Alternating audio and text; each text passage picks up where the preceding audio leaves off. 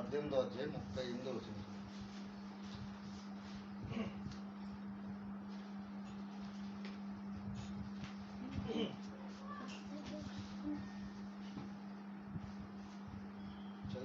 యేసు నువ్వు అన్నట్టు నేను రాజునే, సత్యమును గురించి సాక్ష్యం ఇచ్చుటకు నేను పుట్టి తిని ఇందు నిమిత్తమే ఈ లోకమునకు వచ్చి తిని. చాలు, ప్రార్థన చేసుకుందాం.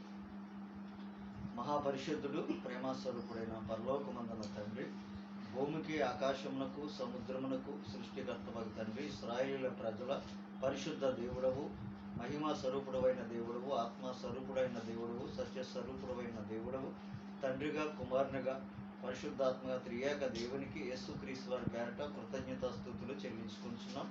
ఆయన నీ మహాకృపను బట్టి ప్రభా ఇప్పటి వరకు తండ్రి పాటలు పాడి మీ నామాన్ని స్తుతించాం. క్రీస్తు నామాన్ని బట్టి ప్రభా నీ పరిశుద్ధ లేఖనముల నుండి సత్యమును వినుటకు, వాక్యమును నిత్య జీవవాకులు వినడానికి మేము క్రీస్తు నామాను సంఘంగా కూడి ఉండగా మీ ఆత్మ మా జీవించండి. వాక్యం వింటున్న వారికి వాక్యాన్ని వినగలిగినటువంటి చెవిని గ్రహించుకునే మనసు కలగ చేయమని క్రీస్తు నామం ప్రార్థించి వేడుకుంటున్నాం తండ్రి, ఆమేన్. చదువు. నువ్వు అన్నట్టు నేను రాజునే, సత్యమును గురించి సాక్ష్యం ఇచ్చుటకు నేను పుట్టి తిని ఇందు నిమిత్తమే ఈ లోకమునకు వచ్చి తిని. ఎందుకు వచ్చాడంటే ఈ లోకానికి? సత్యమును గురించి సాక్ష్యం ఇవ్వడానికి నేను పుట్టి తిని ఇందు నిమిత్తమే ఈ లోకమునకు వచ్చి తిని. అప్పుడు పిలాతు అడుగుతున్నాడు, ఏమని? పెంచదు. సత్య సంబంధి అయిన ప్రతివాడు నా మాట వినను. అందుకు పిలాతు సత్యమనగా ఏమిటి? సత్యం అంటే ఏంటి అని అడిగాడు.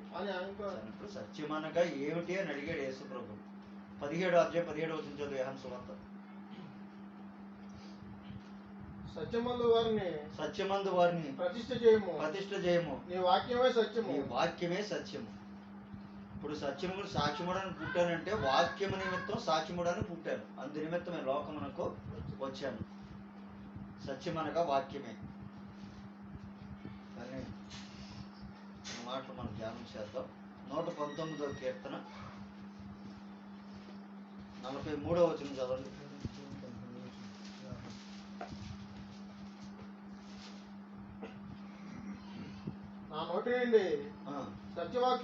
నా నోట నుండి సత్యవాక్యమును ఏమాత్రము తీసివేయకు. ఇప్పుడు సత్యముల గురించి సాక్ష్యం ఇచ్చుటకు నేను పుట్టి తిని ఇందు నిమిత్తమే లోకమునకు వచ్చితిని అన్నాడు. ఇక్కడ దావీదు చెప్తున్నాడు, నా నోట నుండి సత్యవాక్యమును ఏమాత్రమును తీసివేయకు. కానీ తిమోతికి రాసిన 2వ పత్రికలో 2వ అధ్యాయం 15వ వచనం చదువు.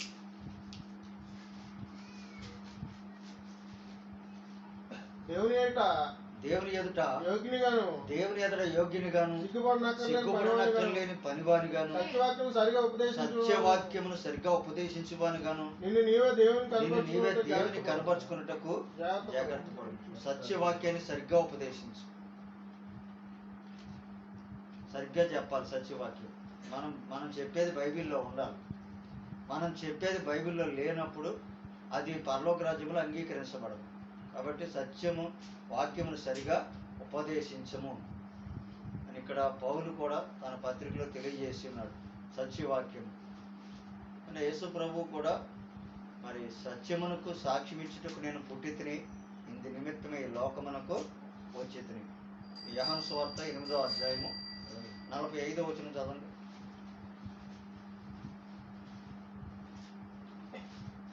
ఆ పని రోజులు యోహాను సువార్త 8వ అధ్యాయం 40. నేను సత్యమునే చెప్పుచున్నాను గనుక మీరు నన్ను నమ్మరు. నా యందు పాపమున్నదని మీలో ఎవడు స్థాపించును? నేను సత్యము చెప్పుచున్నాను. మీరు ఎందుకు నన్ను నమ్మరు? దేవుని సంబంధమైన వాడు దేవుని మాటలు విను. మీరు దేవుని సంబంధంలో కారు కనుకని మీరు చెప్తున్నాడు. అయ్యగారు వాక్యము చాలా బాగా చెప్తారు అంటే నాకు తెలుసు అండి. అదే పొరపాటు అంటే అమ్మాయిది అలా ఆవిడ అయ్యగారు మా సంఘానికి వచ్చేవారు, లోదన సంఘానికి మీరు వాక్యం చెప్పేవారు తెలుసండి మీరు నాకు ఆయన అంటున్నాడు. మరి రాజకీయ నాయకులను తీసుకొస్తారండి, అది తప్పండి, అది తీసుకురాకూడదండి. మరి వాళ్ళ బాబు కూడా తీసుకొస్తాడు. వాళ్ళదే చచ్చే. సామీల్ గారు పాస్టర్ గారు యువరాజు కట్టించాడు అది. అయితే వాళ్ళ నాన్న అంగీకరించాడు. మన వాక్యమే అన్నాడు. అనేక సంవత్సరాల నుంచి మన వాక్యమే, వాక్యం కరెక్ట్ కాబట్టి. ఎందుకంటే దేవుని బిడ్డలో అక్కడక్కడ ఉంటారండి. నా గొర్రెలు నా స్వరవిను అవి నన్ను కలవనంటాడు. కానీ పేతురు రాసిన 2వ పత్రికలో 2వ అధ్యాయం 2 నుంచి 4 వచనాలు చదవండి. మరియు ఆ, అనేకులు వారి పోకిరి చేష్టలను అనేకులు వారి పోకిరి చేష్టలను అనుసరించి నడుచుదురు. అనుసరించి నడుతురు. వీరిని బట్టి సత్య మార్గము ఆ, దూషింపబడును. వీరిని బట్టి సత్య మార్గము దూషించబడుతుంది. ఎవరిని బట్టి? అనేకులు వాళ్ళ పోకిరి చేష్టలు. చక్కగా వాళ్ళ ప్రసంగాలు చేస్తుంటే ఆడవాళ్ళు కూర్చుని పక్క నవ్వుకొని ఎంటర్టైన్మెంట్ కావాలంటండి వీళ్ళు. ఇప్పుడు పానికి ఎందుకు ఎత్తున్నారంటే, ఇప్పుడు ఇంటికి ఇంత లోదన సంఘం అంటే ఏం చేస్తారంటే, ఇంటికి 300, 500, 1000 రూపాయలు అనే కాడికి సందాలు వేస్తారు. ఈ డబ్బులు ఇచ్చిన వాళ్ళు ఏం కోరుకుంటున్నారంటే ఎంటర్టైన్మెంట్ కోరుకుంటున్నారు చర్చిలో. సార్ మీకు నిర్గమకాండంలో 32వ అధ్యాయంలో 16 నుంచి 17 వచనాలు చదవండి. నిర్గమకాండం 32వ అధ్యాయం. ఆ పలకలు దేవుడు చేసినవి. ఆ పలకల మీద చెక్కబడిన రాత దేవుని చేయరాత. ఆ ప్రజలు పెద్ద కేకలు వేచుండగా యెహోషువ ఆ ధ్వనిని విని పల్లెములో యుద్ధధ్వని అని మోషేతో అనగా అతడు ఆ జయ ధ్వని కాదు, అది జయధ్వని కాదు, అపజయ ధ్వని కాదు, సంగీత ధ్వని నాకు వినపడుతున్నదని. సంగీత ధ్వని వినపడుతుంది. మోషే గారు సేనాయ పర్వతం మీద దేవుడి దగ్గరికి వెళ్ళి 40 రోజులు ఉన్న తర్వాత పట్టుకొచ్చాడు ధర్మశాస్త్రం పలకలు. దేవుడు రాసిచ్చాడు, దేవుని చేవ్రాత. అవి పట్టుకొచ్చేటప్పటికి ఇశ్రాయేలు ప్రజలు ఏం చేస్తున్నారంటే సంగీతం పెట్టుకుని తాగి డ్యాన్స్లు వేస్తున్నారంట. మోషే వాళ్ళని చూసి మూర్ఖుల్లారా అని చెప్పి 2 పలకలు దబేలను పడేశారు. వాళ్ళు వచ్చేటికి డ్యాన్స్లు వేస్తున్నారంటే, సంగీతములు పెట్టుకుని డ్యాన్స్లు వేస్తుంటే అక్కడ ఏం జరిగిందో చదువు. అతడు పల్లెమునకు సమీపింపగా ఆ దూడును వారు నాటుకుడకు చూచెను. వారు నాట్యమాడుట చూచెరు. అందుకు మోషే కోపం మండెను. నాట్యమాడుతుంటే కోపం రగులుకుందా? ప్రైజ్ లార్డ్, అంతా బాగున్నారు, దేవుని స్తోత్రం అన్నాడా? వాళ్ళు డ్యాన్స్లు వేస్తుంటే మోషే గారు కోపం రగిలిపోయింది. ఏం చేశాడు అప్పుడు? అతడు కొండ దిగున తన చేతుల్లో నుండి ఆ పలకను పడవేసి వాటిని పగలగొట్టాను. మరియు అతడు వారు చేసిన దూడను తీసుకొని అగ్నితో కాల్చి పొడి చేసి నీళ్ళ మీద చల్లి ఇశ్రాయేలు చేత దాన్ని తాగించాడు అంటే. మూర్ఖులారా, ఏంటి పని ఏంటని చెప్పి ఆ బంగారం దూడను అగ్నితో కాల్చి పడేసి పొడి చేసి ఆ పొడి ఏమో నీటిలో కలిపి దాడి చేత తాగించాడంట. సంగీతం పెట్టి డ్యాన్స్లు వేస్తున్నారంట. అదే ఇప్పుడు జరుగుతుంది. అందుకనే కొత్త నిబంధనలు రండి, కొత్త నిబంధనలు రండి వస్తలేదు. పాత నిబంధనలు ఉన్న వాళ్ళు ఏ పనులు చేస్తారు? పాత నిబంధనలు జరిగింది అది. ఇప్పుడు కొంతమంది ఏమంటారంటే దావీదు డ్యాన్స్ వేయలేదు. నాట్యం వేరు, డ్యాన్స్ వేరు. డ్యాన్స్ వేరు, నాట్యం వేరు. దావీదు డ్యాన్స్ చేశాడంటే నాట్యం చేశాడు. అదేంటో అంటే ఆమోసు గ్రంథంలో 5వ అధ్యాయం 6వ వచనం చదవండి. ఆమోసు గ్రంథం.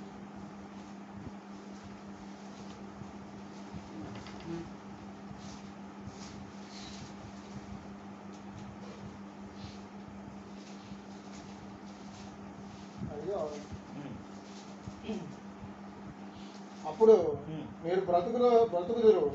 6వ అధ్యాయం 5వ వచనం. బేతేలు ఆమోసు గ్రంథం 5వ. యెహోవాను ఆశ్రయించుడి. 5:6 కాబట్టి 6:5 రెండిట్లు ఏదో చదవండి. స్వరమండలంతో కలిసి పిచ్చి పాటలు పాడుచు. ఏం పాటలు అయ్యి? పిచ్చి పాటలు పాడుచు దావీదు వలె వాయించి వాద్యములని కల్పించుకుంటారు.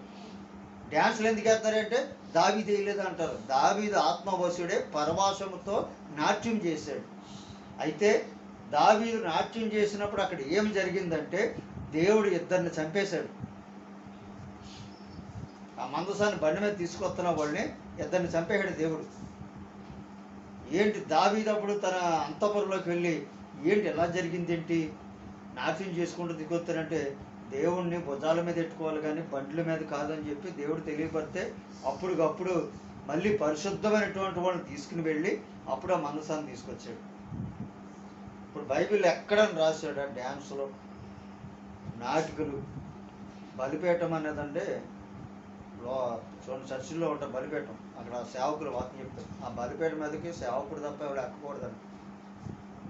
మరి వీళ్ళు ఏం చేస్తున్నారు? వీళ్ళు ఆడపిల్లల్ని, అమ్మాయిల్ని, అబ్బాయిల్ని డ్యాన్స్లు వేయించి, నాటికలు వేయించి బలిపీఠం మీద చేయించుతున్నారు.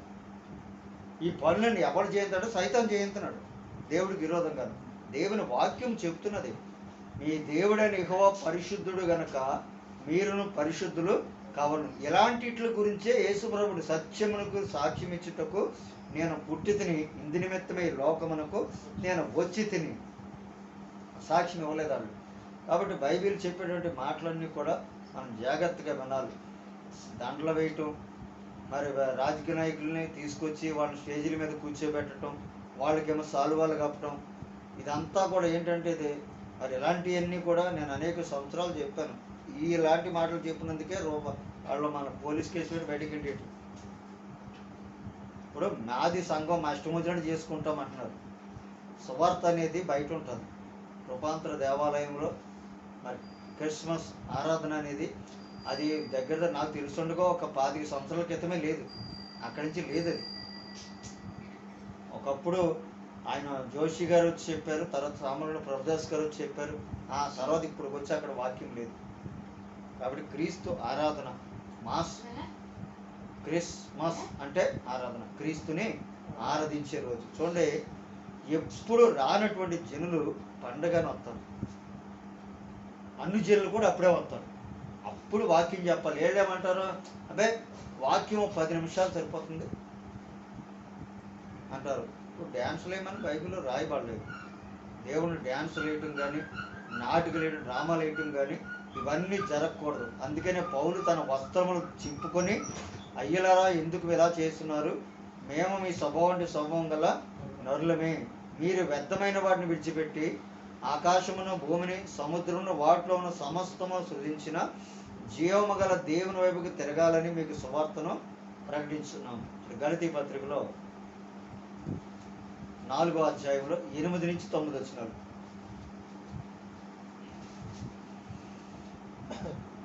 ఆ కాలమందు అయితే మీరు దేవుని ఎరగిన వారే నిజమునకు దేవుళ్ళు కాని వారికి దాసులై ఉంటరు గాని ఇప్పుడు మీరు దేవుని ఎరిగిన వారును మరి విశేషముగా దేవుని చేత ఎరగబడిన వారు ఉన్నారు కనుక బలహీనమైనవి నిష్ప్రయోజనమైన మూలపాఠముల తట్టు మరలా తిరగనేలా మునుపుటి వలె మరలా వాటికి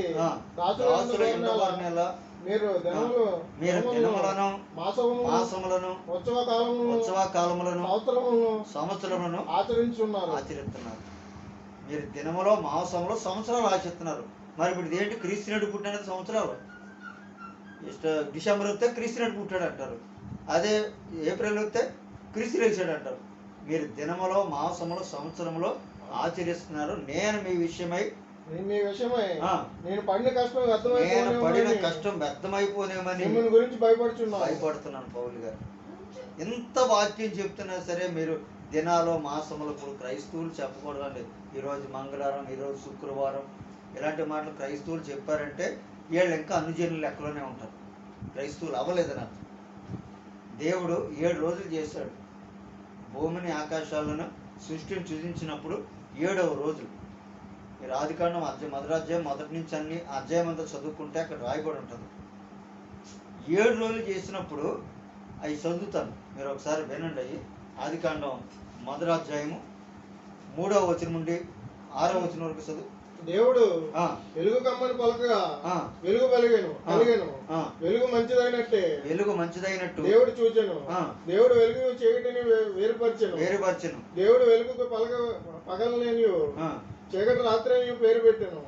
అస్తమైన ఉదయమైన కలకగా ఒక దినమాయను. మరియు దేవుడు జలముల మధ్య ఒక విశాలము కలిగి ఆ ఈ జలములను వేరుపరచును గాకని పలికెను. దేవుడు ఆ విశాలం చేసి విశాలం కింద జలములను విశాలం మీద జలములు వేరుపరచుగా ఆ ప్రకారం ఆయన దేవుడు ఆ విశాలమునకు ఆకాశం అని పేరు పెట్టాడు. అస్తమమున ఉదయం కలుగును గాక రెండవ దినం ఆయన దేవుడు ఆకాశం కింద ఉన్న జలములతో లోక చోటనే కూర్చబడిన 6 నెలల కనబడును గాక అని చెప్పగా ఆ ప్రకారం ఆయన దేవుడు 6 నెలలకు భూమి అని పేరు పెట్టాడు. జలరాశికి ఆయన సముద్రములన్నీ పేరు పెట్టాను. అది మంచిదని దేవుడు చూచాను. మంచిదన్నాడు, చెడ్డదన్నాడు. మరి 7 దినాలు దేవుడు మంచిదని చెప్తుంటే చెడ్డదని ఎందుకు చెప్తున్నారు అంటే మనం దేవుడిని నమ్మలేదు.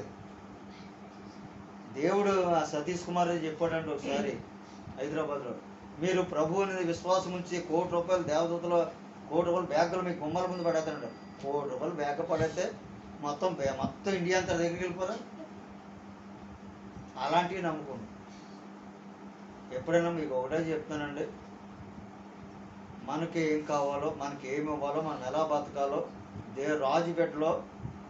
రాజుబిడ్డలాగే ఉంటారు. రాజుని చెయ్యాలి దేవుడు. ఇప్పుడు రాజు కుమారుణ్ణి రాజుని చెయ్యాలంటే ఆ కుమారుని ఏం చేస్తారో తెలుసా? పొట్టుగా ఎదగగానే వెంటనే కిరీటం పెట్టేసి వెంటనే సింహాసనం ఎక్కించి కూర్చోబెట్టరు. రాజులు ఏం చేస్తారు? ఆ కుర్రోడిని యుద్ధాన్ని ముంగుతారు. యుద్ధం నేర్పించిన తర్వాత యుద్ధాలు చేయాలి. యుద్ధాలు జయించి వచ్చిన తర్వాత అప్పుడు రాజకుమారుడికి పట్టాభిషేకం చేస్తారు. ఇప్పుడు దేవుడు మనం రాజులు చేయాలి. నీకు ఒక మాట చూపిస్తాను. కొరింథీ పత్రికలో మొదటి కొరింథీ పత్రిక 4వ అధ్యాయంలో 8వ వచనం చదువు. ఇదివరకే మీరేమీ కొదవలేక ఇదివరకే ఐశ్వర్యవంతులైతిరి. మమ్మల్ని విడిచిపెట్టి మీరు రాజులైతిరి. రాజులు అవ్వాలి, చెయ్యాలిగా దేవుడు. ముందు రాజుగా చూపిస్తే లోకానికి మనం రాజులు చేస్తాడు. మనం విడిచిపెట్టి మీరు రాజులైతిరి. అవును, మేము మీలో కూడా రాజులు అయినట్లు మీరు రాజులు అవుతున్నారు. సంతోషమే కదా. మీరు రాజులు అవడం నాకు సంతోషమే కదా. అంటే ఎప్పుడైనా సరే, ఇప్పుడు మనం దగ్గర నుంచి ఇప్పుడు 17 సంవత్సరాల నుంచి సత్యవాక్యం వింటున్నాం. బైబిల్లో ఒక మాట కలగొద్దు, వ్యాపారం అభివృద్ధి పొందుతుందనో, మగపిల్లలు పుడతారనో, ఇల్లు కడతామనే ప్రార్థనకి వెళ్తే వాళ్ళకంటే దౌర్భాగ్యం ఇంకొకరు ఉండరు భూమి మీద. ఉండరండి. నీకు ఒక మాట చూపిస్తాను. లోకాసు వార్తలో 12వ అధ్యాయము 29-30 వచనాలు చదవండి. ఏమి తిందుమో ఏమి త్రాగుదాం అని విచారింపకుడి. అనుమానం కలిగి ఉండకుడి. ఈ లోకపు జనులు వీటన్నిటిని వెతుకుదురు. ఎవరెతుకుతారు? మనం క్రీస్తులోకి వచ్చామంటే లోక జనులు ఎక్కరం, పరవాసులం అవుతాం పరలోక రాజ్యంలో. ఈ లోకపు జనులు వీటినంటే వెతుకుదురు. ఇవి మీకు కావాల్సినవని మీ తండ్రికి తెలియను. తెలుసా ఆయనకి? ఇప్పుడు మీ పిల్లలకి పండుగ వస్తుందండి, పిల్లలకి బట్టలు కొనాలంటే ఆలోచన మీకు రాదా? లేకపోతే కొనరానే? టైం వచ్చాక బట్టలు ఇప్పుడు రెడీమేడ్ కదా, రేపు పండుగ రాత్రి కొంటారు. అవునా? బట్టలు కొంటారు తల్లిదండ్రులు సరిగ్గా టైం వచ్చాక కొంటారు. అలాగే దేవుడు కూడా ఏంటంటే, మీకు ఏమి తిందుమో, ఏమి తాగుదామో, ఏం ధరించుకుని ఆలోచన కలిగి ఉండకూడదు, అనుమానం కలిగి ఉండకూడదు. ఈ లోకపు జనులు వీటినన్నిటినీ వెతుకుదురు. ఇవి మీకు కావలసినవని మీ తండ్రికి తెలియను. మీరైతే ఆయన రాజ్యంలో వెతుకుడి. మొదట మీరు ఆయన రాజ్యమును వెతుకుడి. దాంతో కూడా మీకు అనుగ్రహింపబడును. ముందు రాజ్యం వెతకండి. బైబిల్ ఏంటో తెలుసుకోండి. బైబిల్లో మర్యాద ఏంటి, బైబిల్లో పరిశుద్ధత ఏంటి, దేవుడు ఎవరో, దేవుని వాక్యం ఏం చెప్తుంది, ఈ నేర్చుకోమన్నాడు. అలా కాకుండా మనం బ్రతకడానికే దేవుడు నమ్ముకుంటే పౌలు నేను ఎందాక దౌర్భాగ్యులు చూడు నేనన్నాను అనుకుంటారు. మొదటి కొరింథీ పత్రిక చూడండి 15వ అధ్యాయము 19వ వచనంలో. మొదటి కొరింథీ పత్రిక ఈ జీవితకాలం మట్టుకే మనం క్రీస్తునందు నిరీక్షించిన వారమైన మనుషులందరికంటే దౌర్భాగ్యమై ఉందము. అదే ఈ లోకం కోసమే దేవుడు నమ్ముకున్నట్లయితే ప్రార్థనకి వెళ్ళక్కర్లేదు, గుడికి వెళ్ళిపోవచ్చు, చర్చికి వెళ్ళక్కర్లేదు. ఈ లోకం కోసం కాదు, నరకాగ్ని తప్పించుకోవడానికి ఒకటే లోకముల ఆశీర్వాదం ఎలాగా వస్తుంది, క్రీస్తు రాజ్యమును మనం పూర్తిగా తెలుసుకున్న తర్వాత. ఇప్పుడు 99% అని చెప్పాడు. నేను సత్యమునే చెప్పుచున్నాను కనుక మీరు నన్ను నమ్మరు. నేను సత్యం చెప్తున్నప్పుడు మీరు ఎందుకు నమ్మరు అని అడిగాడు. సత్యం అంటే వాక్యము, వాక్యమే చెప్తున్నాను కదా, ఎందుకు నమ్మట్లేదు అని అడిగాడు యేసు ప్రభు. దేవుని సంబంధమైన వాడు దేవుడి మాటలు విను, మీరు దేవుని సంబంధంలో కారు కనుకనే మీరు వినరని చెప్పాను. 2వ తెస్సలోనికీ పత్రికలో 2వ అధ్యాయము 11వ వచనం. ప్రభు వలన ప్రేమింపబడిన సహోదరులారా 11వ వచనం. ఇందుచేత సత్యమును నమ్మక దుర్నీతి యందు అభిలాష గల వారందరూ శిక్షావిధి పొందుటకే అబద్ధము నమ్మునట్లు మోసం చేయ శక్తిని దేవుడు వారికి పంపుచున్నాడు. ఇందుచేత సత్యమును నమ్మక, సత్యమనగా వాక్యం నమ్మట్లేదు ప్రజలు, వాక్యం చెప్పున నమ్ముతున్నారు. సత్యమును నమ్మక దుర్నీతి యందు అభిలాష కలిగిన వాళ్ళందరూ శిక్ష పొందటానికే, ఏం పొందడానికంట, శిక్ష పొందడానికి అబద్ధము నమ్మునట్లు మోసం చేసే శక్తిని దేవుడు వారికి పంపుచున్నాడు. మొదలైపోయిన నిజంగా అలక పోటు కాకపోతే పొద్దున్న స్టార్ట్ చేశారు, సరిగ్గా ఇంటికి పడితే పాటలు రక్షకుడు ఉదయించినాడంట. ఇప్పుడంటే ఆ పాటలే పాడాలంట. 2015 సంవత్సరాలు అయిందండి. క్రీస్తు 5వ సంవత్సరంలో పుట్టాడని చెప్పారు. 5వ సంవత్సరం అంటే ఇప్పుడు 2020 సంవత్సరం, అంటే 2015 సంవత్సరాలు అయింది క్రీస్తు పుట్టి. క్రీస్తు నేడు పుట్టును అంటారు వీళ్ళు. క్రీస్తు నేడు పుట్టును, క్రీస్తు నేడు పుట్టును. దాన్ని మనం కొన్ని మాటలు మనం చూద్దాం. యోహాను సువార్త 8వ అధ్యాయంలో 56 నుంచి 57 వరకు చదువు. మీ తండ్రి అయిన అబ్రహాము నా దినము చూదునని మిగులు ఆనందించను. అది చూచి సంతోషించినని. అందుకు యూదులు నీకింకాను 50 సంవత్సరాల నుండి లేవే, నీవు అబ్రహామును చూచితివా అని ఆయనతో చెప్పగా, యేసు అబ్రహాము పుట్టక మునిపే నేను ఉన్నానని మీతో నిశ్చయంగా చెప్తున్నాను. నేను అబ్రహాము పుట్టక మునిపే ఉన్నాను. మరి మొన్నే పుట్టాడు అంటారు వాళ్ళు. నేను అబ్రహాము పుట్టకమునుపే ఉన్నానని మీతో నిశ్చయముగా చెప్పుచున్నాను. అబ్రహాము పుట్టకముందే ఉన్నాడు. దాన్ని సామెతల గ్రంథంలో 8వ అధ్యాయంలో 26 నుంచి 27 వచనాలు. భూమిని దాని మైదానములను ఆయన చేయక మునుపు నేలమంటే రవ్వంతయు సృష్టించక మునుపు నేను పుట్టిదని. ఎప్పుడు పుట్టాడంట? భూమి మీద నేల రవ్వంత మట్ట కూడా లేనప్పుడు నేను పుట్టితిని అని దేవుడు చెప్తుంటే కేసు నెడే పుట్టినంటారు వీళ్ళు. ఎప్పుడో పుట్టాను, ఆయన ఇప్పుడు పుట్టాడేంటి? పుట్టాడు. దేవుని వాక్యం ఎందుకు పుట్టాడు? సత్యమునకు సాక్ష్యం ఇవ్వడానికి నేను పుట్టి తిని ఇందు నిమిత్తం ఈ లోకమునకు వచ్చి తిని అని చెప్పాడు. తరతరాలలో యుగ యుగాలలో దేవుడు యేసే దేవుడు. పర్వతములు పుట్టక మునుపు మనిషి పర్వతం పునాది లేనప్పుడు బైబిల్ చూసుకో, క్రీస్తు నేడు పుట్టును. నేను కుమారత గట్టిగా చెప్పాను. బాబాయ్ అది క్రిస్మస్ పాటలు తీయండి అంటున్నాడు. రక్షకుడు ఉదయించినాడట అని పాట తప్ప మీరు ఏమన్నా పాడండి సార్, అది పాడతాను. ఆ పాటలు అయిపోయాక అప్పుడు చెప్పాను వాక్యం. ఆయనే చూసుకుని ఆయన రాసుకున్నాడు.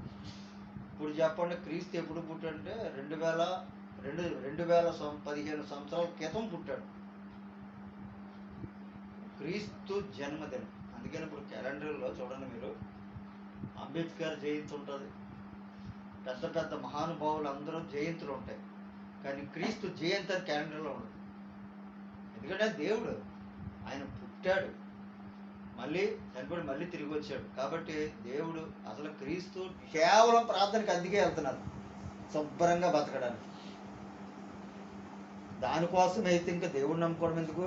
విగ్రహాలు పూజించేవాడు బతకట్లేదా? వాళ్ళు గృహాలు కట్టడంలో బట్టలు మంచి బట్టలు వేసుకుంటలేదు. వాళ్ళు నరకాగ్ని 2 ఉన్నాయి. రెండే దారులు, ఏ దారి కావాలో మానవా, రెండే దారులు, ఏ దారి కావాలో మానవా, ఒకటి పరలోకం మరి ఒకటి పాతాళం, ఒకటి పరలోకం మరి ఒకటి పాతాళం. పాతాళం కావాలో పరలోకం కావాలి తెలుసుకో సోదరా, ఈ దినమే నీవు తెలుసుకో. పరలోకం గొప్ప వెలుగులతో ఉన్నది పరిశుద్ధుల కోసం, పరలోకం గొప్ప వెలుగులతో ఉన్నది పరిశుద్ధుల కోసం. రాత్రిలుండదు, చీకటుండదు, ఆకలుండదు, దప్పికుండదు. దేవుడైన ప్రభు యేసే ప్రకాశించుచున్నాడు, దేవుడైన ప్రభు యేసే ప్రకాశించుచున్నాడు. యుగయుగముల పరలోక రాజ్యమేలుచున్నాడు, యుగయుగముల పరలోక రాజ్యమేలుచున్నాడు. యేసు ప్రభుని నమ్ముకో పరలోకం చేరుకో, యేసు ప్రభుని నమ్ముకో పరలోకం చేరుకో. రెండే దారులు, ఏ దారి కావాలో మానవా. పాతాళం గొప్ప అగ్నిగుండము ఉన్నది ఘోర పాపుల కోసం, పాతాళం గొప్ప అగ్నిగుండము ఉన్నది ఘోర పాపుల కోసం. ధనవంతుడు మరణించి అగ్నిలో ఉన్నాడు, ధనవంతుడు మరణించి అగ్నిలో ఉన్నాడు. అబ్రహాము రొమ్మున లాజరుని చూశాడు, అబ్రహాము రొమ్మున లాజరుని చూశాడు. ధనవంతుడు చూసి ఆశ్చర్యపడ్డాడు. రెండే దారులు, పరలోకమా పాతాళం. అందుకు దేవుడిని నమ్మాలి. ఈ చెప్పడం మనిషి, ఈ సైతాన్ సేవకులందరూ కూడా లోక సంబంధమైనవి చెప్పుకొచ్చారు. అంతేగాని ఆశీర్వాదాలు, విగ్రహాలు పూజించే వాళ్ళు కూడా ఆశీర్వాదాలు పొందుతారు, ఇల్లు కడతారు. ముందు మనం ఒక పరలోక రాజ్యాన్ని సంపాదించుకోవాలి, అంటే క్రీస్తుని సంపాదించుకోవాలి. క్రీస్తులో ఉన్నవాడు పరలోక రాజ్యంలో గ్యారంటీ వాడి పేరు ఉంటుంది. అందుకు యేసుక్రీస్తు నమ్ముకోవటం వ్యాపారాల కోసమో, గృహాల కోసమో, బట్టల కోసమో కాదు. దేవుడు తప్పకుండా. ఇప్పుడు నేను దేవుళ్ళలోకి రాకమునుపు 96వ సంవత్సరం నేను ట్యాక్సీ డ్రైవర్గా జీవితం 2 పూటల తిండి ఉండేది కాదు. ఉద్యోగం చేసిన ఎంపీ గారి దగ్గర మన డ్రైవర్ నేను 2 పూటల తిండి ఉండేది కాదు. ఎప్పుడు కూడా సరైన బట్టలు ఉండేవి కాదు. ఇప్పుడు దేవుళ్ళలోకి వచ్చిన తర్వాత ఉండడానికి ఇల్లు ఉంది, తినడానికి తిండి ఉంది, కట్టుకోవడానికి బట్టలు కూడా ఉన్నాయి. అది మన కంటికి కనపడవు, చెవికి వినపడవు, హృదయానికి గోచరము. దేవుడు చేసే కార్యాలు మన కళ్ళకి కనపడవు. ఇప్పుడు దేవుడిని ప్రార్థన చేస్తాం కాబట్టి మాకు ఇల్లు అంటూ లేదు, దేవుడు ఒక ఇల్లు ఇస్తే నేను ఇంకా దేవుళ్ళలోనే బతుకుతాను, మాకు ఉండడానికి ఒక ఇల్లు కావాలి అని ప్రార్థన చేసిన తర్వాత దేవుడు కొంతకాలానికి ఆమెకు ఇల్లు ఇచ్చాడు. ఇల్లు ఇచ్చిన తర్వాత ఇల్లు కాదు మరి పిల్లలు ఎత్తున్నారు, ఇంకో ఇల్లు కావాలి ప్రభా, ఇంకొక ఇల్లు కావాలి అంటే దేవుళ్ళ జీవించడానికి అడుగుతుంది. ఇంకో ఇల్లు కావాలి. 2వ ఇల్లు వచ్చింది. 2వ ఇల్లు వస్తే ప్రభా మరి పిల్లలకంటూ వెనకాల ఆధారం లేదు, ఏదో 1 ఎకరం పొలమో 2 ఎకరాల పొలమో ఉంటే బాగుంది. అది ఆశ, దురాశ అంటే అది దురాశని లోకం ఏం చెప్తారు చెప్పండి మీరు? దురాశ దుఃఖమునకు చేటు. ఆశ ఉండటం మంచిదే, మనము హెచ్చుకి వెళ్ళకూడదు. క్రీస్తులో ఉన్నవాళ్ళకి చెప్తున్నాను. అయితే దేవుడు తన పిల్లలో కింద ఉండాలని మాత్రం కోరుకోడు, పైనే పెడతాడు. ఆ పెట్టి వరకు మనం క్రీస్తులో కొనసాగాలి. కాబట్టి మనం లోకానుసారులం కాదు, మనము అసత్యాన్ని నమ్మిన వాళ్ళం కాదు, సత్యము నమ్మినటువంటి వాళ్ళం. ఈరోజు దేవుడు, ఇప్పుడు మా అన్నయ్య ఉన్నాడు, అలాగే ఫస్ట్ నుంచి అలా కష్టపడుతూనే ఉన్నాడు. ఓ ఇల్లు లేదు, ఆ తెచ్చిన డబ్బులా తిండికే, ఏం లేదు. రేపు పొద్దున వయసు అయిపోతే ఏంటంటే పరిస్థితి ఎవరు పెడతారు? క్రీస్తులో ఉంటే ఎప్పుడు దాకా ఎత్తుకుంటాడు చెప్పాలి మీరు. బాయ్ నువ్వే చెప్పు, ఎప్పుడు దాకా ఎత్తుకుంటాడు తెలీదా? పాడతావు కదా ఈ పాట. తల్లిలా లాలించును, తండ్రిలా ప్రేమించును, తల్లిలా లాలించును, తండ్రిలా ప్రేమించును, ముదిమి వచ్చు వరకు ఎత్తుకొని ముద్దాడెను, చంక పెట్టుకొని కాపాడెను యేసయ్య. ఇప్పుడు చెప్పి ఇప్పుడు దాకా ఎత్తుకుంటాడు. ముసలోళ్ళు అయిపోయినా సురక్షితంగానే ఉంటారు దేవుడి దగ్గర. లోకం ఇప్పుడు చూడండి, చాలామంది చూడండి, మీకు చెప్తుంది, ఉద్యోగాలు చేసి డబ్బులు సంపాదించి కాస్త కూడబెడితే పిల్లలు చూస్తున్నారండి తల్లిదండ్రులు చూడట్లా. కానీ దేవుడు అలా కాదు. అబ్రహాం అన్నాడు, నీవు పాతి పెట్టే వరకు కూడా నువ్వు క్షేమంగా ఉంటావు అని చెప్పాడు. అది దేవుడు నమ్ముకోవటం. ముందు మనకి లోకంలో ఏం కావాలో మనకి ఇప్పుడు మన పిల్లలకే ఏం కావాలో మనకు తెలుసు, మనకేం కావాలో దేవుడికి తెలుసు. ఇస్తాడు, తప్పకుండా ఇస్తాడు. మనకు తృప్తి ఉండాలి. దానికి చదువుతాను సామెతల గ్రంథం 28వ అధ్యాయం 20వ వచనం చదవండి.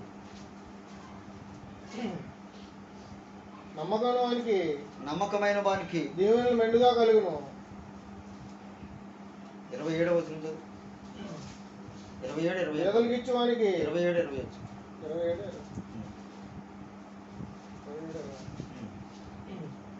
పాతాళమునకు అగాధ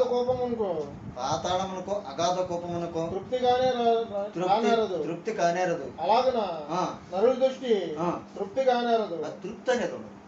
పాతాళానికి తృప్తి ఉంటుందా? ఎంత తవ్వుకుంటూ వెళ్తే భూమి మీద మనిషి జన్మించినంతకాలం తవ్వుకొని వెళ్ళినా సరే తవ్వుకుంటే వెళ్తామే, దానికి తృప్తి అనేది ఉండదు. చూడండి, మరి ఏం పాడు శుక్రవారం నైట్ వెళ్తాను, పగలేమో నాకు 300 రూపాయలు వచ్చినాయి. నా లెక్క ఏంటంటే సాయంత్రం ఆవిడ ప్రతి శుక్రవారం కూడా 200 రూపాయలు ఇస్తుంది కానుక. 200 పొద్దున 300 ఇచ్చాను కదా, ఈరోజు 500. అంటే ఇంట్లోకి ఏముంటున్నాయి పెట్టుకుని సరిగ్గా వెళ్ళి ప్రార్థన అయిపోయిన దానికి ఆవిడ 500 కానుక ఇచ్చి మళ్ళీ ఇంకొక 500 ఇచ్చింది. అయ్యగారు మీకు దేనికైనా ఉపయోగపడతాయి. నేను అనుకోలేదు, 200 ఇస్తారు కదా 200. అక్కడికి వెళ్తే 2000 ఇస్తే బాగుండు. ఇప్పుడు 1000 రూపాయలు ఇచ్చారు కదా నాకు శుక్రవారం, మళ్ళీ శుక్రవారం ఇవాళ 1500 ఇస్తే బాగుండు. అంటే అది ఆశ దురాశ. అది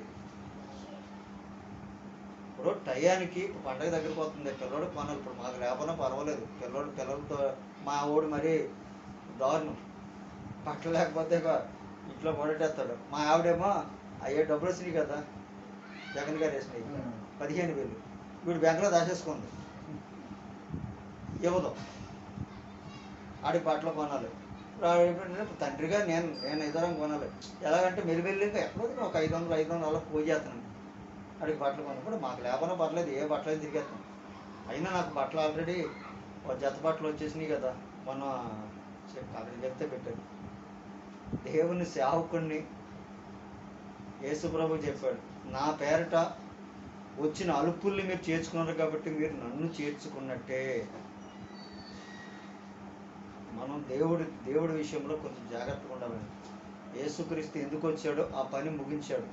సత్యమును గురించి సాక్ష్యం ఇచ్చేటప్పుడు నేను పుట్టితిని, ఇంద్రియమెత్తం ఈ లోకమునకు వచ్చితిని. ఇప్పుడు మన క్రిస్మస్ అంటే ఏముంటాయి? పాటలో వాక్యం అంతే, 16. ఇప్పుడు సంగీతం ఎందుకు పెడుతున్నామంటే క్రిస్మస్ అనగానే పండుగ అనేటప్పటికి వచ్చేవాళ్ళు ఎవరన్నా ఏమి చూస్తారంటే ఇదేంటో బాబు ఏమి లేదని అవ్వచ్చు.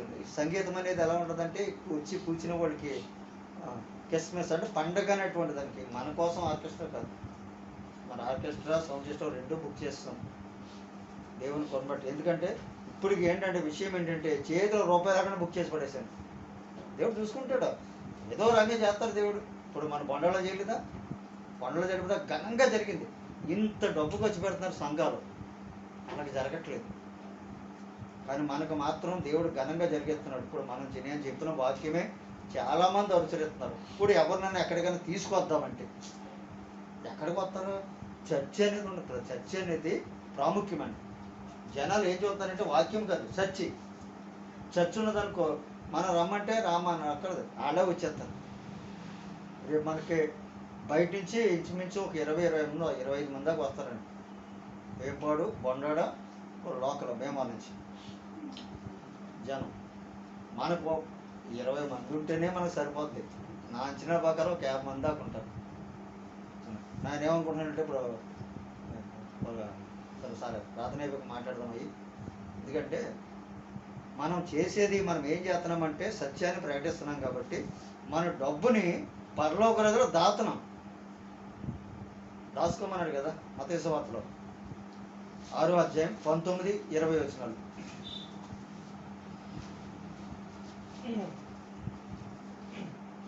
భూమి మీద మీ కొరకు ధనం కూర్చుకొనవద్దు.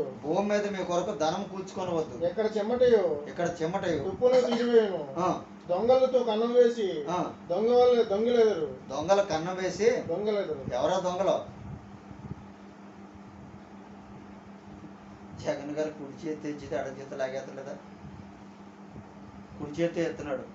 మా ఇచ్చిన సంతోషం ఒక్కరోజు 2 రోజులే ఉంటుంది. వాళ్ళకి కరెంటు బిల్లులు, నానా విధమైన ట్యాక్స్లు ఏముండదు. రేపు పొద్దున్న ఇలా ఇప్పుడు ఎవరికి ఏంటంటే ఇప్పుడు నైట్ దొంగతనం చేసేసి పొద్దున్నే వెళ్ళి వాళ్ళ ఇంట్లో ₹1,00,000 దోసుకొచ్చేసి అమ్మా చాలా ఇబ్బందులు పాలవుతున్నారు, 10,000 ఉంచండి అంటే బాబు దేవుళ్ళలాగా వచ్చాడంటే 10,000 ఇచ్చాడంటారు.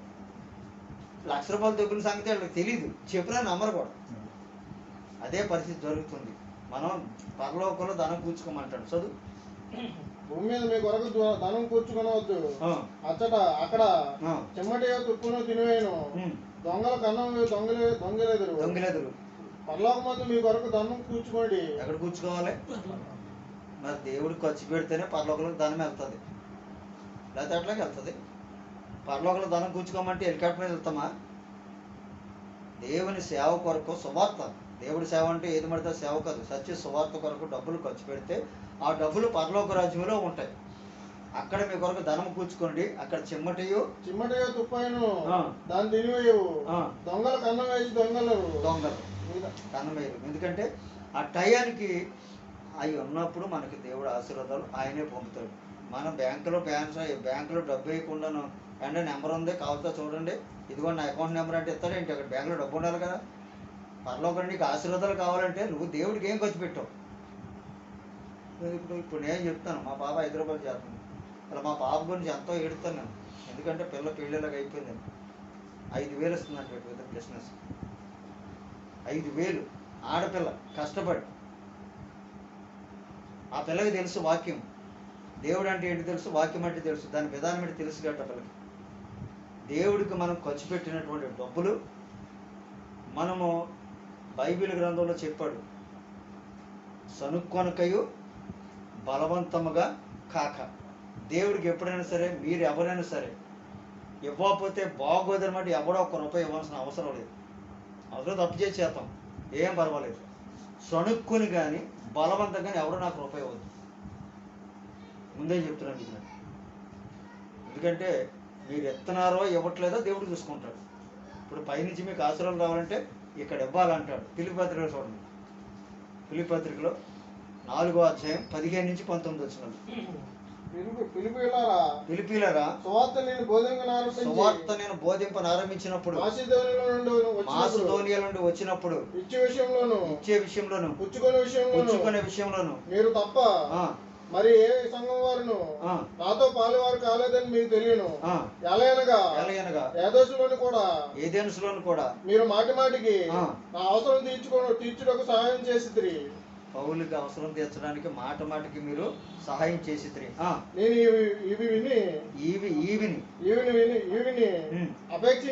ఈవిని అపేక్షించి ఇలాగ చెప్పట్లేదు కానీ లెక్క విస్తార ఫలం రావాలని అపేక్షించి చెప్తున్నాను. డబ్బులు ఆశించి చెప్పట్లేదు, మీకు ఫలాలు పైనుంచి ఇస్తారుగా రావాలంటే మీరు ఇవ్వాలి అని చెప్పాడు పౌలు. మీ లెక్కకు విస్తార బలము రావాలని అపేక్షించి చెప్తున్నాను. నాకు సమస్తము సమృద్ధిగా కలిగి ఉన్నవి. మీరు పంపిన వస్త్రాలు ఎప్పుడైతే పుచ్చుకొని మేమేమీ తక్కువ లేకుండా చాలామంది అంటారు పౌలు గారు డబ్బులు కూడా తీసుకునేవాడు కాదు, సువార్తలు సంఘాల్లో తీసుకునేవాడు కాదు, సంఘాలు సహాయం అడిగేవాడు కాదు. 19 చదువు. ఆగా దేవుడు తన ఐశ్వర్యం చొప్పున క్రీస్తు యేసు మహిమలో మీ ప్రతి అవసరం తీర్చును. అప్పుడు తీరుతాడు. ఇక్కడ మీరిస్తే అక్కడ ఇస్తుంది. మీరు ఏ కొలత కొలితే ఆ కొలతే మళ్ళీ మీకు కొలవబడతారు. ఇప్పుడు క్రిస్మస్ ఉందండి పల్లెటూరులో ఏం చేస్తారు, సంఘానికి 500 1000 రూపాయలు కాడికి వేసేస్తారండి. ఈ డబ్బులు లేని వాళ్ళు ఏం చేస్తారంటే వడ్డీకి అప్పు తీసుకుని సంఘానికి ఇస్తారు. ఎందుకు ఇస్తున్నారు? పాస్టర్ గారు అడిగారని కాదు, సంఘం పండుగ చేస్తారు కాబట్టి అందరూ ఇవ్వాలి కాబట్టి అప్పు చేసి మరి ఇస్తారు. ఏ క్రిస్మస్ అంటే నెలకి ఎన్నిసార్లు పెడతాం మనం నరేష్ గారు? సంవత్సరానికి ఒకసారి కదా. సంవత్సరం అంటే 365 పుట్టాడని దాఖలు అప్పటికీ తెలియదండి. అంటే నిర్ణయించారు అంతే, ఒక నిర్ణయించుకోవాలి ఒక రోజు అని చెప్పేసి. ఎందుకంటే చలికాలం కాబట్టి దాన్ని లెక్కలు వేసుకున్నారు. నిజానికి చలికాలంలో ఇప్పుడు ఈ డిసెంబర్లో పుట్టాడు కాబట్టి అంటున్నారు. ఈస్టర్ పండుగ కూడా ఇప్పుడు క్రీస్తు లేచిన రోజు కూడా చలికాలమేనండి.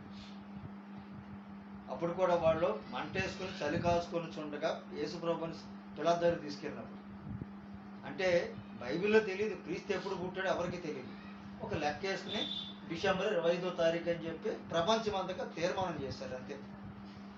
కాబట్టి మనం తెలుసుకున్న సత్యం ఏంటంటే ఎప్పుడు పుట్టాడో బైబిల్లో ఉంది.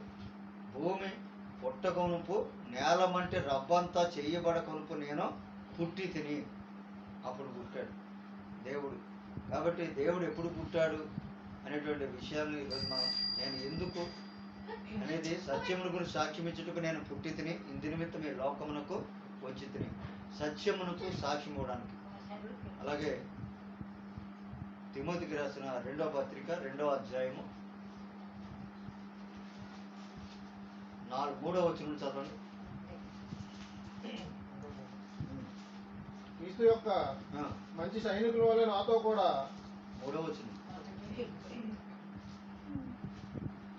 4వ అధ్యాయం 3వ వచనం 2వ తిమోతి 4వ అధ్యాయం 3వ వచనం.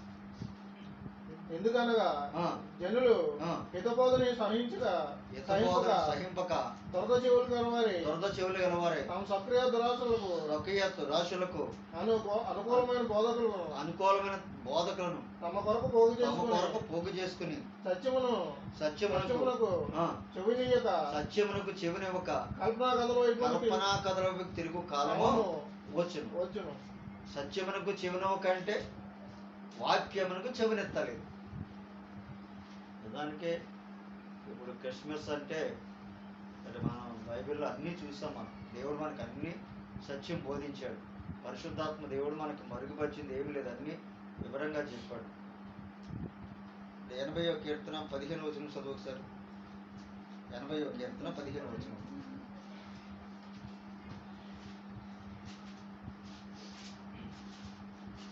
నీ కుడి చేయి నాటిన మొక్కను కాయము, నీ కొరకు నువ్వు ఏర్పరచుకున్న కొమ్మను కాయము. కొమ్మ అంటే కుమారుడు. మీరు క్రిస్మస్ లో చూడండి, క్రిస్మస్ పెట్టి స్టేజీ కట్టి కొమ్మటికెళ్ళి మూల పెడతారు. స్టార్ అంటే నక్షత్రం అంటే సువార్తికుడు. ఈ నక్షత్రం పట్టుకెళ్ళి స్టేజ్ మూలెడతారు. రాజకీయ నాయకులు స్టేజ్ మధ్యలో పెడతారు. అసలు బైబిల్ చెప్పేట మాటలు ఎవరో వినరు.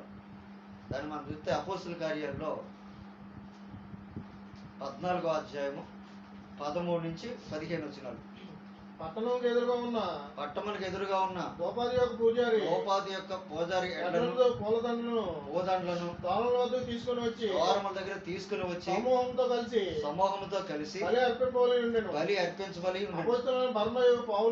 అపోస్తులైన బర్నబయు పౌలుకును ఈ సంగతి విని తమ వస్త్రములు చించుకొని సమూహంలోకి చొరబడి అయ్యలారా మీరు ఎందుకు ఎలాగూ చేయుచున్నారు? మేము కూడా మీ స్వభావం గల నరులమే. మీరు ఈ వ్యర్థమైన వాటిని విడిచిపెట్టి ఆకాశమును భూమిని సముద్రమును వాటిలో ఉండే సమస్తమును సృజించిన జీవగల దేవుని వైపుకు తిరగవలనని మీకు సువార్త ప్రకటిస్తున్నాం. ఇప్పుడు ఈ వ్యర్థమైన వాటి విడిచిపెట్టంటే ఏం చేస్తున్నారు? వాళ్ళు ఊళ్ళదండలు పట్టుకొచ్చారు మెడలో వేద్దామని. తర్వాత ఏమో బిరుదులు ఇచ్చారు వాళ్ళకి. హెర్మే అని పౌలుకి బిరుదు పెట్టారు. పౌలు ఆ మాటలు విని ఆ పూదండలు చూసిన వెంటనే తమ వస్త్రములో చింపుకొని, అయ్యలారా మీరు ఎందుకు ఇలా చేస్తున్నారు, మీరు వ్యర్థమైన వాటిని విడిచిపెట్టండి. ఏ సంఘం విడిచిపెట్టిందండి? క్రిస్మస్ అంటే ఏమీ కాదు. క్రిస్మస్ అనగా అర్థం క్రీస్తుని ఆరాధించడం. మరి వీళ్ళు ఏం చేస్తున్నారు? రాజకీయ నాయకులు తీసుకొచ్చి మరి మన మధ్య ఉన్నటువంటి 65 రోజులు పోనీ దేవుడికి ఏమైనా నైవేద్యం పెట్టడానిక, దేవుడికి లైటింగ్ పెట్టడానిక, దేవుడికి రంగులు వేయడానిక? క్రీస్తుని ప్రకటించడానికి. అంతే. అనుజనులు కాబట్టి ఇక్కడ అందరూ వీళ్ళందరూ క్రీస్తు సువార్త వాళ్ళే వినాలి, అనుజనులే వినాలి. క్రైస్తవులు వినరు. ఎందుకంటే క్రైస్తవులు మొండి బారిపోయారు. ఈ 9 నెలల నుంచి కూడా ప్రార్థన లేదు, వాక్యం లేదు క్రైస్తవులు. నేను ఏ గ్రామం వెళ్ళినా సరే అందరు ఇదే మాట, అంటే లేదండి ఎవరు ప్రార్థనలో ఉండలేదు, ఎవరు వాక్యం వినట్లేదు. ప్రార్థన లేకపోతే శోధన పెరుగుద్ది, వాక్యం వినకపోతే అవిశ్వాసం అవుతుంది. అది చేత మనము వ్యర్థంగా ప్రయాసపడతలేదు, గాలికి సేవ చేస్తున్నట్టు చేయట్లేదు. మనం సత్యం బోధిస్తున్నాం. నా నోట నుండి సత్యవాక్యమును ఏమాత్రమునో తీసివేయకము. సత్యవాక్యాన్ని బోధిస్తున్నాం కాబట్టి మేము క్రీస్తుని ప్రకటిస్తున్నాం అంటాడు పౌలు కొరింథీ మొదటి పత్రికలో 1వ అధ్యాయంలో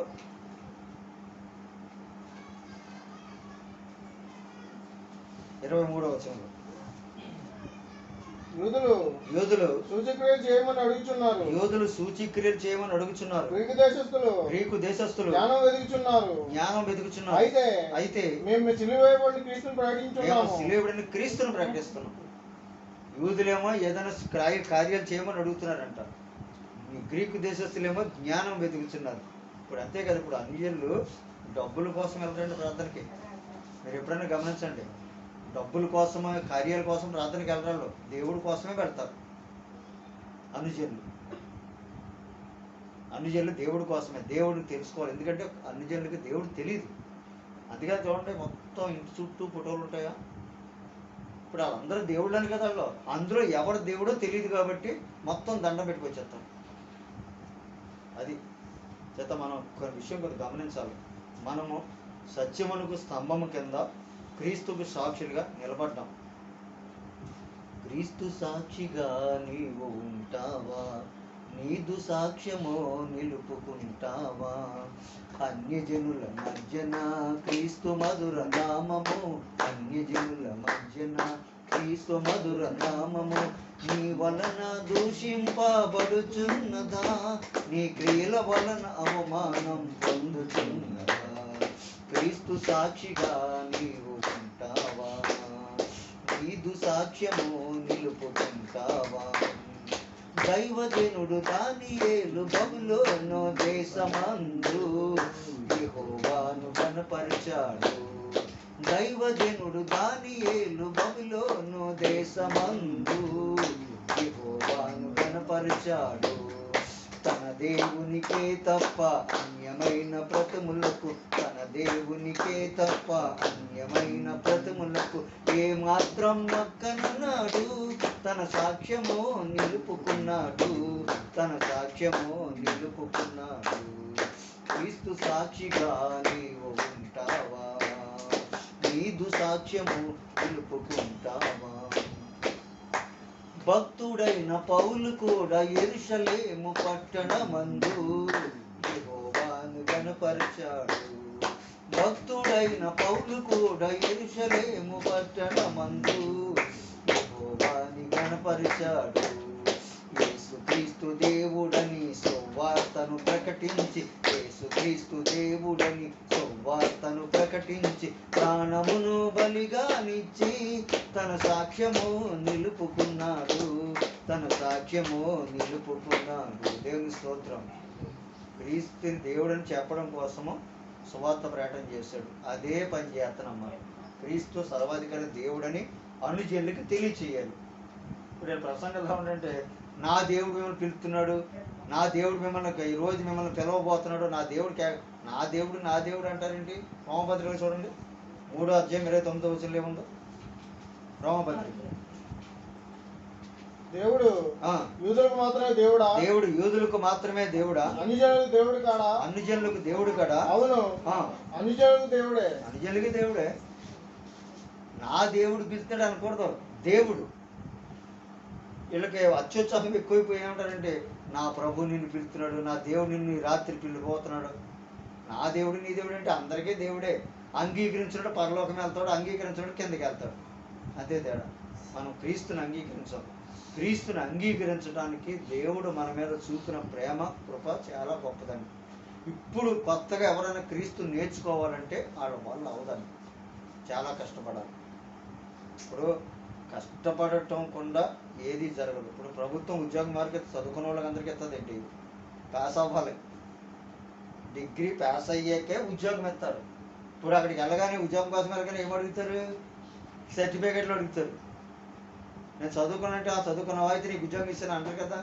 దేవుడు మీరు క్రీస్తులో పరిపూర్ణ అయిపోయిన తర్వాత దేవుడే మీకు అన్నీ పంపిస్తాడు. మీరు అడిగిన అన్నీ చేస్తాడు. దేవుడి కార్యాలు ఘనమైన కార్యాలు. ఇప్పుడు మీరు అందరూ చెప్పుకుంటారు, నేను చెప్పుకోను. ఇప్పుడు నేను సువార్థికుడిని. దేవుడిని మోసం చేయలేదు, ప్రజల్ని మోసం చేయలేదు. 25వ సంవత్సరం, రేపు సంవత్సరం బట్టి 20 సంవత్సరాలు పూర్తవుతుంది నాకు. లెక్క ఏంటంటే 25 సంవత్సరాలు సువార్త ప్రకటన. అయితే ఇప్పుడు ఎంతో సువార్త ప్రకటించినా అటు మా భార్యకు బాగోలేదు, మా పాపకం పెళ్లి విడాకులు అయిపోయి మరి ఏం చేయాలని పెద్ద గొడవ పెట్టేది దేవుడి మీద. దేవుడి చిత్తం ఏంటో గ్రహించుకోమన్నాడు. దేవుడి సంకల్పం. 2 మాటలు చెప్పేసి ప్రార్థన చేస్తాను. రోమపత్రికలో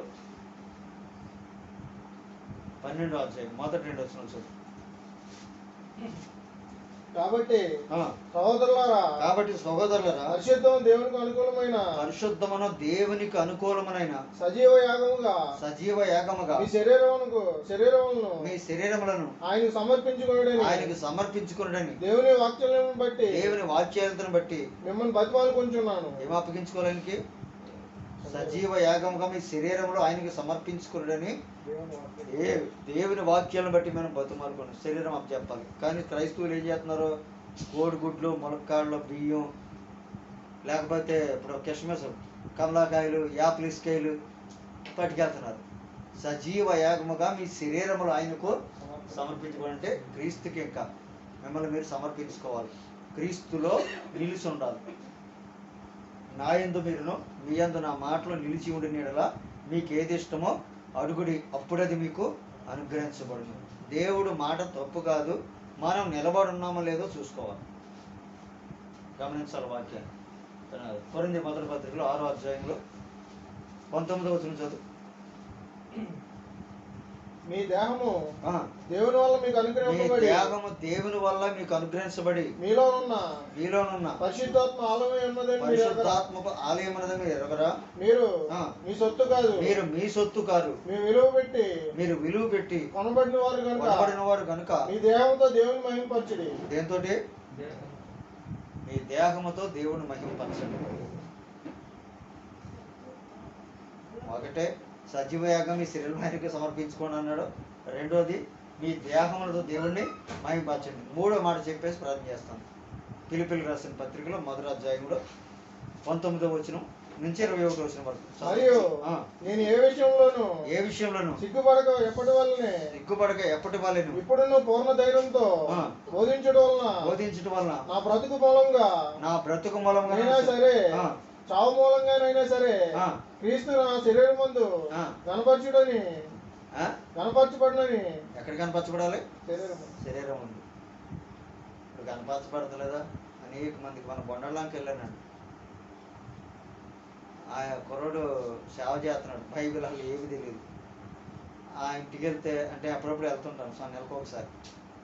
వాళ్ళ పాప ఇదే మొదటితో ఉంటుంది. ఆ పాప భీమవరం హాస్పిటల్లో చేస్తున్నాడు. కూర్చోండి. ఏదైనా వాళ్ళ అమ్మేమో సరిగ్గా నేను వెళ్ళి కూర్చున్నానండి, బైబిల్ తెరిచాను, డోక్రా వాళ్ళు వచ్చారు. ఇక ఆవిడ వెళ్ళిపోయింది. ఏమో అనవసరంగా వచ్చాను బాబు, నిజంగా నేను ప్రార్థన చేసుకుని వచ్చాను ఏటో. ఆ అమ్మాయి వచ్చి కూర్చుందండి. కూర్చుని వాక్యం అన్నది. వాక్యం ఎంతసేపు చెప్పానంటే ఆ అమ్మాయి సత్యవాక్యం అంగీకరించింది. నేను వెళ్ళిన దానికి నిజంగా నేను ఎందుకు వెళ్తానంటే ఏ గ్రామైనా సరే అక్కడికి వెళ్తే కనీసం ఎంతో కొంత వస్తాయనే ఉద్దేశంతో ఎప్పుడు వెళ్ళండి. ఏదో రకంగా సువార్త ప్రకటించాలి. ఏదో రకంగా ఆ పిల్ల ఆ సత్యవాక్యం విని ఫోన్ నెంబర్ కూడా తీసుకుంది. అయ్యగారు, నాకు ఇంకా బైబిల్ తెలుసుకోవాలని ఆసక్తి ఉందండి, నేను కూడా ప్రార్థన చేసుకుంటాను, వాక్యం కావాలని అంది ఒక అమ్మాయి. ఈరోజు సత్యమునకు చెవునివ్వనటువంటి దేవుడు మన కష్టము వ్యర్థం కాకుండా ఇప్పుడు అనేక మందికి తెలియజేస్తాం సువార్తను. అనేక మంది అంగీకరిస్తున్నారు. కాకపోతే ఈ క్రిస్మస్లో ఎందుకు నన్ను వాకింగ్ చెప్పడానికి పిల్లరంటే, ఈయన పిలిచామనుకో లోపలేమో డ్యాన్సులు ఉంటాయి, నాటకాలు ఉంటాయి, మన డ్రామాలు ఉంటాయి, బైబిల్ ప్రకారం తప్పు అంటాడు ఇతను, మళ్ళీ లేనిపోని మనకి ఇబ్బంది కలుగుతుంది, అలాగే కానుకలు ఇస్తానమాట. అర్థం ఏంటండి, ఈరోజు పిల్లలు బలిపీఠంగా డ్యాన్సులు వేస్తారంటే ఆ పిల్లలకి శాపం వస్తుంది. బలిపీఠం కాడ యాజకుడు మాత్రమే బలిపీఠం ఎక్కాలి, మరి ఎవడో ఎక్కకూడదు, అంటే సేవకుడు. ఇప్పుడు అలా కాదు కదా, ఇప్పుడు సూత్ర రూపాంతాలని ఆ బలిపీఠం ఎక్కి డ్యాన్సులు, నాటికలు, డ్రామాలు. ఇప్పుడు యేసు ప్రభు దేవుడా లేకపోతే సినిమా హీరో ఆయన? మరి ఆయన పేట ఏమైనా పెట్టడానికి మనోడు తీసుకొస్తే మనోడు మొత్తం వేస్తాడు డ్యాన్స్. దేవుని వాక్యం ప్రకారం డ్యాన్సులు అనేవి చేయకూడదండి. దావీదు వేసినప్పుడు న్యాయం జరగలేదు, ఇశ్రాయేలు ప్రజలు నాట్యం చేసినప్పుడు కూడా న్యాయం జరగలేదు. అక్కడ మోసే గారి అన్న వాళ్ళనే మూర్ఖులారా అన్నాడు. ఇప్పుడున్న పాత్రలు అయితే ఏమంటారో, వాళ్ళు ఎంత 100, 5, 1000 రూపాయలు 2000 ఇస్తారు కాబట్టి 2 చేతులు ఎత్తి ఆశీర్వదిస్తారు. మనం ఆశీర్వదించకూడదు, సత్యం బోధించాలి. సత్యము చెప్పడంలో వెనకడుగు వేయకూడదు. ఇంకొక మాట చెప్పి నేను ప్రార్థన చేస్తాను. పౌలు గారు వాక్యము ద్వారా నేను తెలుసుకున్నది ఏంటంటే, పౌలు అన్నాడు, నేను ఏ సంఘం వారు సంఘాల యొక్క ధనాన్ని దొంగిలించలేదు, ఇప్పుడు నేను జీవించినంత కాలము క్రీస్తుకు సాక్షిగానే. రోమపత్రిక 3వ అధ్యాయము 21 నుంచి. ఇట్లుండగా ధర్మశాస్త్రం వేరుగా దేవుని నీతిని బయలుపరుచున్నది, దానికి ధర్మశాస్త్రం ప్రవర్తనను సాక్ష్యం ఇచ్చున్నారు. అది యేసుక్రీస్తునందలి విశ్వాసం మూలమైనది. నమ్మువారందరికీ కలుగు దేవుని నీతి అయి ఉన్నది. ఏ భేదం లేదు. అందరూ పాపం చేసి దేవుడు అనుగ్రహించి మహిమను పొందలేకపోతున్నారు. ఎందుకు పొందట్లేదు? అందరూ పాపం చేస్తున్నారు. పరిశుద్ధ దేవుడు బలిపీఠం కాడికి వెళ్ళి ఇప్పుడు మనం చెప్పులే వేసుకురాకూడదు అంటారు చర్చిలోకి. ఇది పరిశుద్ధ స్థలం కాబట్టి చెప్పులు బయట పెడమండి, మామూలుగా రండి చెప్తారు. అలాంటిది ఇంకా దేవుడి దగ్గరే డ్యాన్సులు అయిపోతారంటే సైతాను ఆడించున్నాడు. సైతాన్ని వీళ్ళ కళ్ళు మూసాడు. కాబట్టి మనం ఏంటంటే పోరాటం చేస్తున్నాం. దగ్గర 17 సంవత్సరాల నుంచి ఈ సువార్త పోరాటంలో క్రీస్తు ఎక్కడ పుట్టాడు, ఎందుకు పుట్టాడు, ఆఖరికి హేరోదు అడిగాడు కదండి, క్రీస్తు ఎక్కడ పుడతాడని ఉంది అని అడిగాడు. ఇప్పుడు అది ఏం అడగకుండాను క్రీస్తు నీ కోసం పుట్టాడు, నా కోసం పుట్టాడు, మన కోసం పుట్టాడు, మన అందరి కోసం పుట్టాడు. ఎక్కడుందండి పాస్టర్ గారు బైబిల్లోనే? అది చెప్పలేడు. అలా అడగకూడదు అంటాడు. క్రీస్తు ఇశ్రాయేలు కొరకు పుట్టిన సంగతే మనం అందరం కూడా క్లియర్గా విన్నాం. అనేక సంవత్సరాల నుంచి పోరాడుతున్నాం. అన్ని జనులకు లేచివాడు వచ్చును, అన్ని జనులు ఆయన యందు నిరీక్షణ ఉంచుతారు. ఇశ్రాయేలు 12 గోత్రాలకి 12 మంది అపోస్తులను పంపించాడు. అన్ని జనుల కోసం పౌలు గారిని పంపించాడు. ఈ ఇద్దరిని పంపించిన వాడు దేవుడే.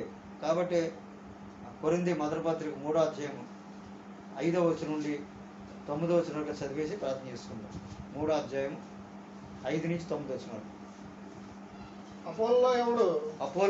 పౌలెవడు? పరిచారకులే కదా. ఒకరికొకరికి ప్రభువు అనుగ్రహించిన ప్రకారము వారి ద్వారా మీరు విశ్వసించితిరి. నేను నాటితిని, అపోల్లో నీళ్లు పోసాను. వృద్ధి కలగజేసిన వాడు దేవుడే. కాబట్టి వృద్ధి కలగజేయ దేవునిలోనే గాని నాటి వాళ్ళలోనైనను నీళ్లు పోయే వాళ్ళలోనైనను ఏమీ లేదు అన్నాడు. నేను అపోల్లో ఎవడో అంటే అపోల్లో అంటే అపోస్తులు ఎవరో పౌలు ఎవడో, మేము సేవకులమే కదా. దేవుడు అనుగ్రహించిన చెప్పిన వారు పని చేస్తారు, మీరు విశ్వాసం ఉంచారు. నేను నాటాను అంటే క్రీస్తుని, వాళ్ళు నీళ్లు పోసారంటే వాక్యం చెప్పారు. నీళ్లు పోసి వాక్యం చెప్పినాడు అంతే, నాటినోడు కూడా అంతే. వృద్ధి కలగచేవాడు దేవుడే. చదువు. నాటువాడును నీరు పోయేవాడును ఒకటే, ప్రతివాడు తాను చేసిన కష్టం కొలది జీతం పుచ్చుకోను. మేము దేవుని జత పనివారమై ఉన్నాము. దేవుని జత పనివారమై ఉన్నాం. మీరు దేవుని వ్యవసాయమును దేవుని గృహమై ఉన్నారు. మీరు దేవుని వ్యవసాయము దేవుని గృహమై ఉన్నారు. వ్యవసాయం చేసేటప్పుడు విత్తనాలు తక్కువ రేట్లకు వస్తాయని చెప్పి కల్తీ విత్తనాలు వేసుకుంటాడు ఎవడన్నా. అయ్యి కల్తీ విత్తనాలు అంటే విత్తనాలే అంటారు, అట్లనే కల్తీ విత్తనాలు. వాక్యము కలపకూడదు. 3 పాఠాల కింద ఇచ్చాడు. పాత నిబంధన తండ్రి, సువార్త పాఠం కుమారుడు, పత్రికా పాఠం క్రీస్తు అని. ఈ క్రీస్తుని అనుజనులకి చెప్పమన్నాడు. అనుజనులకు క్రీస్తు కాబట్టి అనుజనులు క్రీస్తు ద్వారానే రక్షణ పొందుతారు, లేకపోతే పొందలేదు.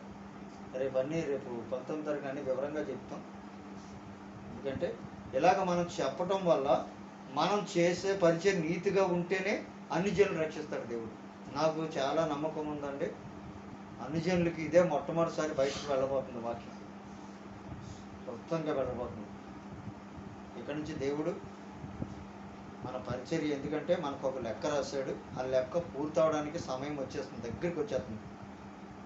అయితే అంటే సాతానుకి సమయం అయిపోతుంది, మనకి సమయాన్ని దేవుడు అనుగ్రహించున్నాడు. ఆడి సమయంలో ఆడు ఇష్టం వచ్చినట్టు వాడుకున్నాడు, వాళ్ళందరినీ వాడుకున్నాడు. ఇప్పుడు దేవుడు మనం వాడుకుంటాడు. ప్రార్థన చేద్దాం. ప్రభు తన పరిశుద్ధమైన యథార్థ